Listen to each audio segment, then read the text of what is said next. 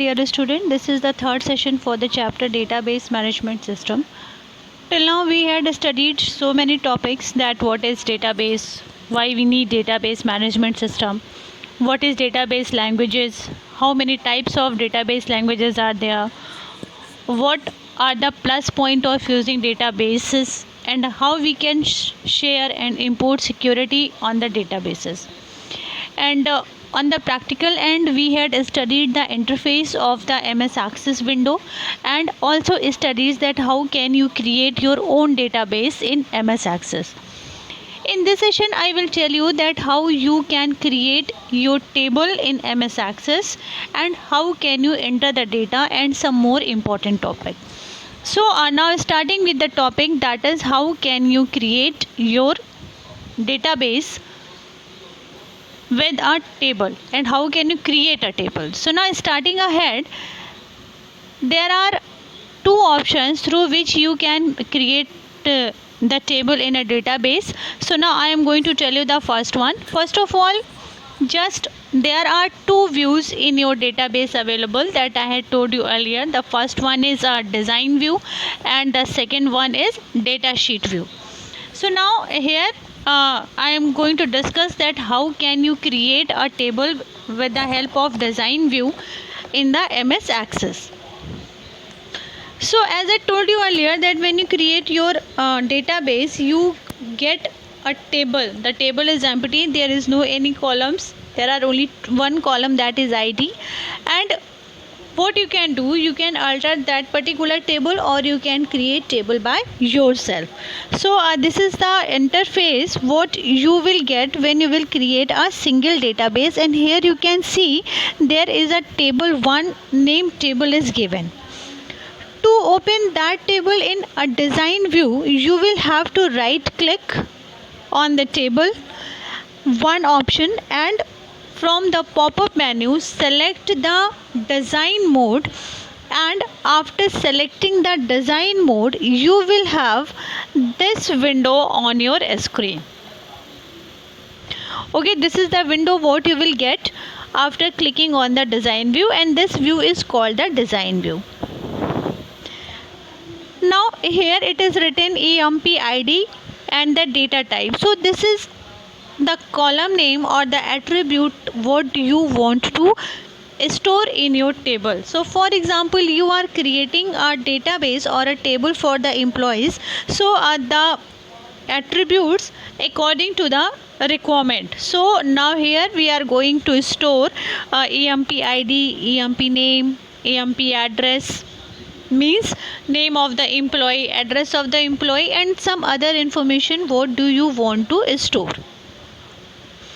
So now you can type the name of the field in the first column, and in the second column you will have to select the data type of the field. Data type defines the type of data that what you want to store in that particular field, that what we had discussed earlier. For employee ID, if you want to save the data that is number, then you will have to select the number from the list below that is given here.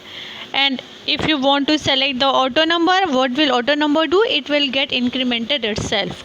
So for example, we are selecting the number, so you can store the number in the employee ID. In the second row here you can enter EMP name, and for EMP name you can select the text, and similarly you can have many other field names and other data types also according to the requirement.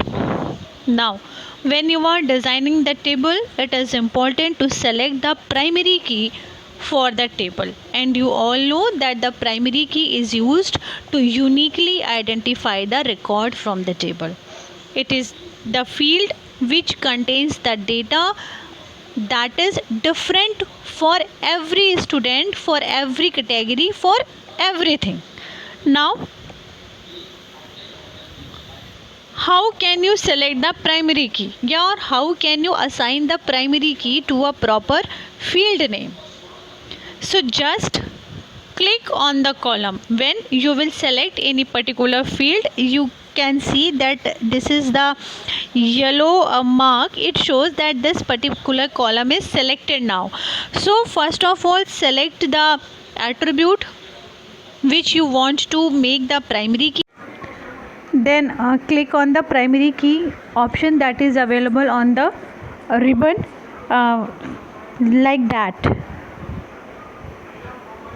This key is the toggle key, means when you click it once, it makes the attribute primary key, and when you again click on that key, it makes the attribute non-primary key option. So for adding as a primary key and for removing as a primary key, you will have to click on this primary key button. And one more option through which you can do it, just select the column or the attribute, right click on it, and when you right click on it, the pop-up menu, from that menu you will select the primary key option also. Now once you have done with all the attributes and the data types, then you need to save the data and save the structure of the table that what you had created. To save the structure of the table, you will have a shortcut key, that is Alt plus W. You need to press these two keys from your keyboard, and when you press these keys, you will have an option and you will have to click on the save button. So through this you can do it, or else you will have one more option through which you can do it, like this cross button. With the help of this cross button, just click on it, and again you will have the option from which you can select the save button. So these are the two options through which you can save the structure of the table. And once the structure of the table is completed, you need to enter the data in your table. So the second part you will study about that how you can enter the data in your table.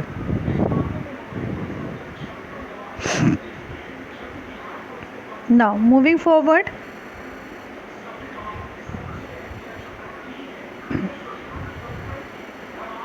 similarly these are the steps through which you can create your table, that what I had told you. In this PDF you can see the primary key is selected. It means the employee ID has been considered as the primary key option. Now this is saving and closing option, that what I had discussed. You will have to press the Ctrl W option or just click on the cross button.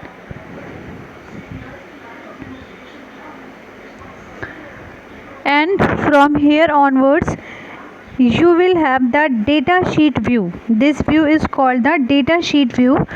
In this view you can enter your data. Here you can see that in the above column, the ID, the first name, last name, designation, address, mobile number is shown here. These are the attributes that what you had written in the design view, or you can say while you were creating the structure of the table, you had given all these name to the table. So these are the name of the attribute, and simply as you can enter the data in any type of database, you can enter it in the MS Access too. Now these are the steps through which you can enter records in the table. First of all, you can see that here is written select the desired table in which you want to create the record. It means in the navigation pane, if you have more than one table present, then you will have to select the table in which you have to enter the data. And if there is only one table, then there is no any type of selection. So just double click on the name of the table or right click on the name of the table and select the data sheet view. Then you will have the table in which you can enter the data. So after that, the table open in data sheet view as it is written here, and the first column is highlighted.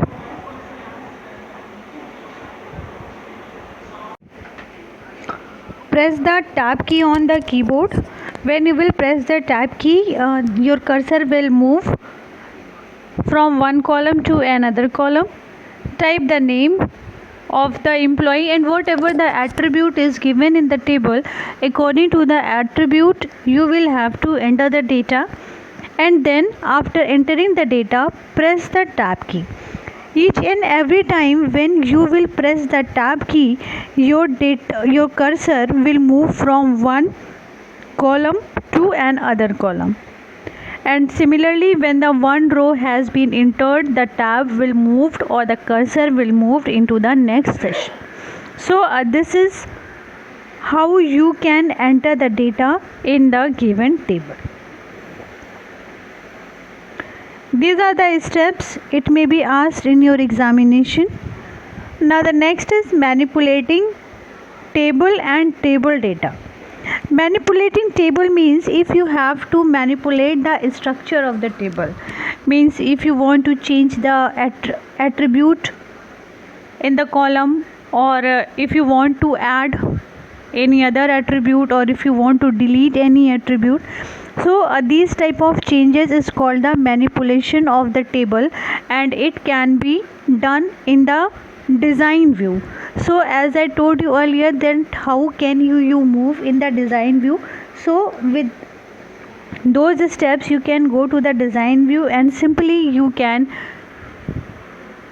make the changes accordingly. You can add any column, any attribute, and similarly you can delete any column or attribute.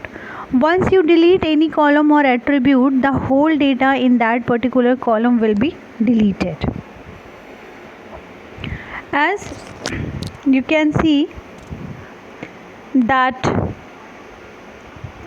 in order to delete the column, just select on the column, and after selecting the column, right click, and when you will right click, you will have the option, and from that option select the delete option, and this way you can delete the data.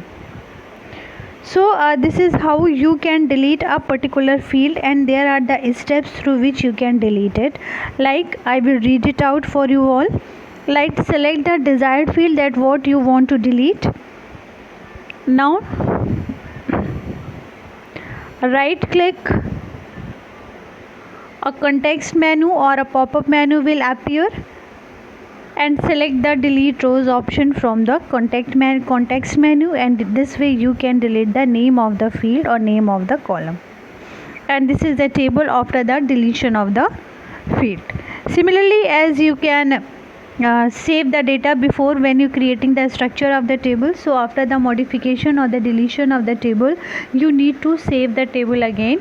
So for save the table, you will have to click on the cross button, or you will have to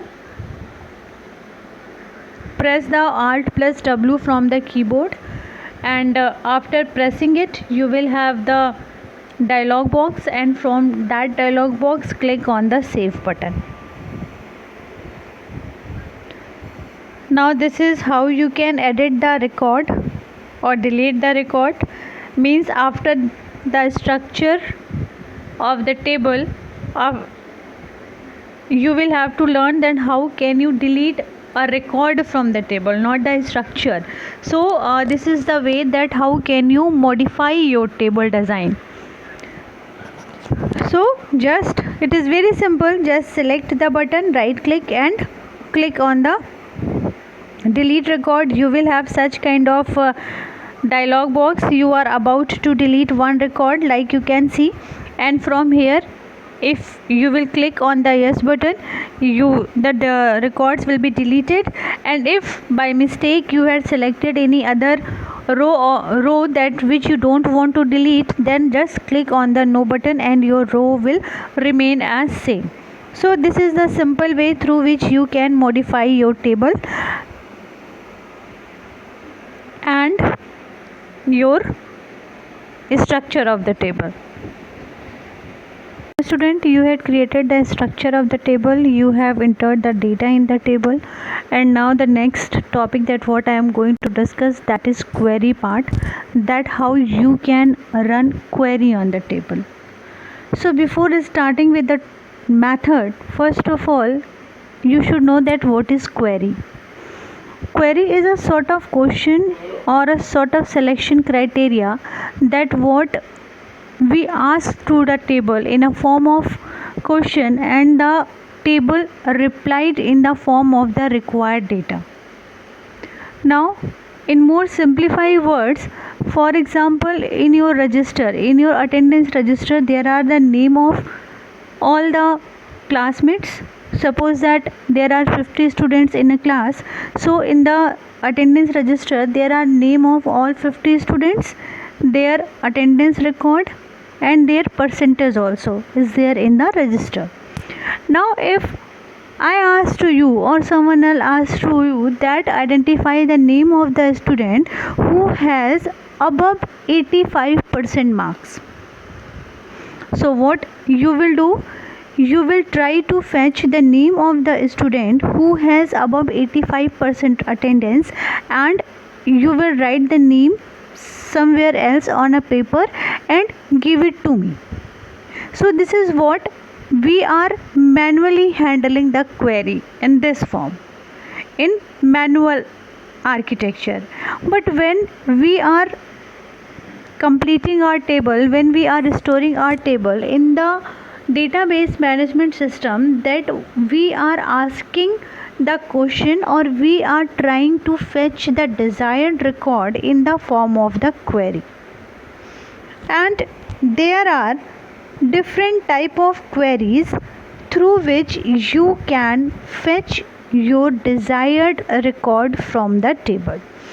So what is the meaning of the fetch and retrieve? The two words I am using again and again. Fetch means to dig out your desired record or to take out your desired record from the table.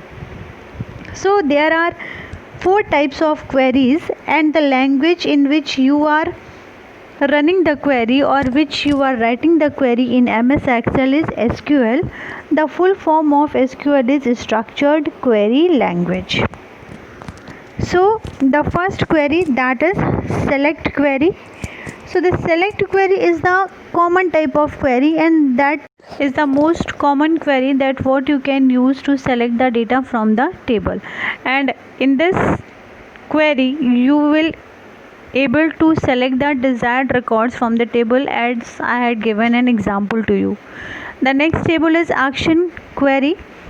So you can use this query to create a new table, to make or modify the existing tables. You can add new column. Similarly, you can delete some existing column if it is no more required, and along with addition and deletion of the column, you can modify the records of the table also. So in the datasheet view you can do it manually also, but when you want to do it with the help of the query, you can use action query, and with the help of the action query you can modify more than one record at a time. So as we can modify many records simultaneously, then the action query is beneficial for the people who are making some major changes in the table. The next query that what I am going to discuss, that is cross tab query. So cross tab query is required when you need some type of calculation in which summarization of the data is required. Means you want to categorize or summarize the data criteria depending upon such as optional subject selected by the student, a student that coming from any particular area. So if you want to calculate the data in which you need to summarize or you want to categorize the data, so you need the cross tab query. And the last is, that is specialized query. So this type of queries are used in the advanced database, and basically these are the transaction control queries in which time stamping, rollback, commit, and you can also say the data control language type of query also comes in this type of session. So these are the types of queries which you should know before starting the query. So As you had created your old table and entered the data, so you can also create your query in which you are asking for the some records from the table, and you can ask the query or you can create a query through two ways. One, by using wizard, and second, by using the design view. So query means fetching the required data. Means in an office, if someone wants to know the name of the employees who has salaries between the 1 lakh to 2 lakh, then there are many number of employees are there, then what is the way through which they can fetch the data? They can fetch the data with the help of the query. So now moving forward, the first step through which you can create your query, first of all you need to open the database in which you want to create the table. Now the next topic, just select the create tab on the ribbon, and in the create tab you will have the query wizard option that is rounded in this way, that is query wizard option.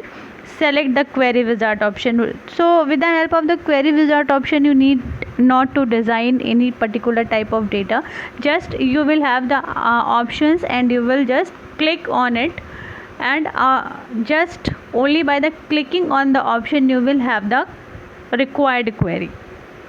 So with the help of the wizard you can do it easily, and there is no any extra knowledge is required to create the queries on any selected table. So just after clicking on the query wizard, you will have this box, as you can see in the figure 54. So in this dialog box, select the simple query wizard as it is selected in the figure, and then click on the OK button, because there are a number of queries that I had told you earlier, and you need to simple select query, you need to run a simple select query. So just click on the simple query wizard and then click on the OK button. After clicking on the OK button, you will have this dialog box, that is figure number 55 is shown. In this figure you will have all the tables, means if there are more than one table, 4, 5, 6, 7 tables are there, then you will have to select the table on which you want to run the query. So when you select the table, in this pan you will have all the field name that is already declared in the table. Means if you are taking the example of the employee table, then you will have employee ID, employee name, PAN card, address, phone number, project taken, department, salary. You will have all the option in this pan. Now you need to select that what attribute you need in the query table. So just for example, you need only employee ID, name and salary in the answer. So just select the employee ID and click on this arrow button. Similarly, for example, you need designation, select it, click on the arrow button, and you will see that after clicking it, the selected fields is seen here. So after when you will select it, the selected field will you can see here. And after selecting all the fields, or one more thing that what I want to say, if you had selected any field by mistake, then there is a reverse arrow button is also there. If you will select a field in this column, then this particular button will be activated, and just click on it, so the that column is removed from this section. So moving forward, you will have all the selected field. As you can see, you have selected employee ID, so the employee ID is removed from here, and you can see here. Similarly, for example, if you need all the fields here, then you will have to click on this double arrow button. When you will click on the double arrow button, you will have all the fields simultaneously or in a single time in the selected field column. After this, click on the next button as it is shown here. After clicking on the next button, you will have the next button that in which you will give the name of the query, like employees information is the name of the query. And here you will have two options. Open the query to view information means according to your selection, according to your query generated, you will have to open the query, or if you want to make some modification in the query, so you can also open the query in the design view. So from here onwards you need to open the query in the way in which you can see the information of the query, and just click on the finish button. After clicking on the finish button, you will have this type of resultant query. So these are the steps through which you can create query in the query wizard.